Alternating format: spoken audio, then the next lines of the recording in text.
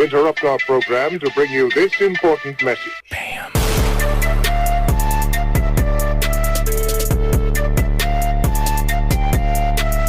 Today we're talking about the second episode of the Quantum Leap Revival series, and this episode's entitled Atlantis. It's set to air later on today at 10. I got a little bit of an early look at it. Also, I'm going to be looking at your fan theories on the direction of the show as it relates to maybe Sam Beckett's return, if and when he shows up. You got some fan theories, I got some fan theories, and we're going to get into that. But first, let's talk about the episode.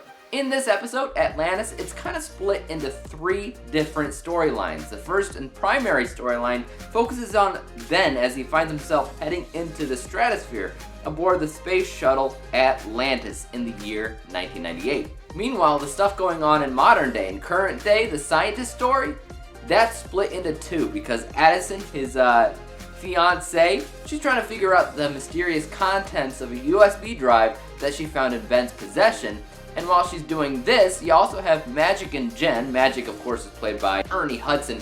They're in the middle of trying to track down Janice, which was Al's long-lost daughter, because she has something to do with what's going on with Ben in the past at the Quantum Leap Accelerator. I'm not gonna lie, I really enjoyed this episode. I actually thought it to be a lot more balanced than the pilot. The stuff with Ben in space was really, really exciting. Of course, space emergency, which is always fun. His mission was kind of basic, just keep my character from dying. But there's honestly a lot of visuals that were going on in this episode that I was kind of a big fan of. The space shuttle, outer space, the animation of zero gravity, it was all done pretty well. It made me go back and research Space Shuttle Atlantis. Did this thing actually exist? And it did. It did exist. It still kind of does. It's in a museum somewhere. But from what I could tell, this specific mission never happened. In fact, the real Space Shuttle Atlantis never flew in 1998. So my guess is that the crew itself also didn't really exist, and this is primarily a fictitious story.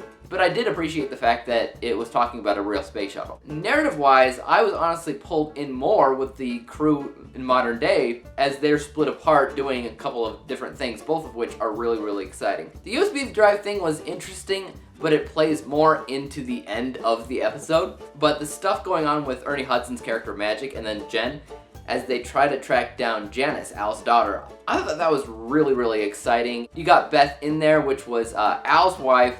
You saw her, I think, in the very, very last episode of Quantum Leap overall. I don't know if it's the same actress or not. I didn't look that deep into it, but it's nice to have her in there. It's really, really good. And I don't want to talk about the very last revelation by the end of the episode. Watch it for yourself. I'll probably talk about that in the third episode, but it really sets in motion the season overall, maybe even the series. Kind of gives you an idea of where it's headed. But I also wanted to talk about some of your fan theories on where you think the show's heading. One of the most popular theories that I've heard from you guys is that this guy, Ben, is going to jump into the past, specifically to the year 1989, and he's going to jump into Sam Beckett before Sam Beckett does the Quantum Leap thing, therefore saving him, therefore stopping him from ever going in there and getting stuck. As much as I like that theory and as much as it kind of makes sense, it also makes no sense whatsoever, because if they did that, every single person that Sam saved would have never been saved. This is a problem. Another fan theory that I heard came from my brother, who said maybe it's the other way around. Maybe he doesn't jump into Sam. Maybe Sam jumped into Ben already. Maybe that's why he jumped into the accelerator in the first place, and he has this plan set in motion that we don't know about yet, but once we do, it's going to change everything. Like in this scenario, Sam isn't jumping into the past. Right now, he's jumping into the future, into Ben. I like that theory. That's an interesting theory, but there's too many holes, there's too many unknowns. I don't know what that would mean for anything else, and could that happen? Yeah, I suppose, but personally, I like my own fan theory. What is that theory? That theory is, it's not focusing so much on Ben, it's not focusing so much on Sam. Instead, it's focusing on those scientists, which seem to be kind of the protagonists in the series as a whole. They're the ones pulling the strings, they're the ones trying to figure out what to do next. And by the end of the season, or maybe the series, I have this theory that they figure out how to bring Ben back. It would require Ziggy to unleash a lot of power, a lot of energy, and essentially, at the end of the day, it only has enough power to bring one person back. And the reason why I say that is because by this season finale, by the series finale or whatever, he is going to run into Sam on some other kind of mission. He has no idea what's going on. And when he runs into Sam, they figure out how to bring Ben back.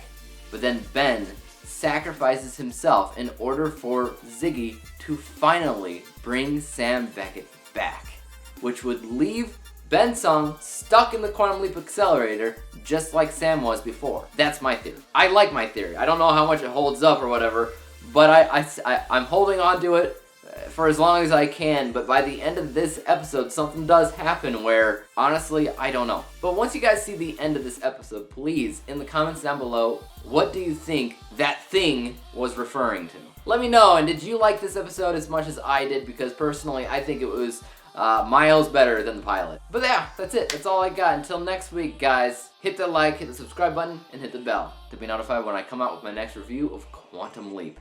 Until then, peace.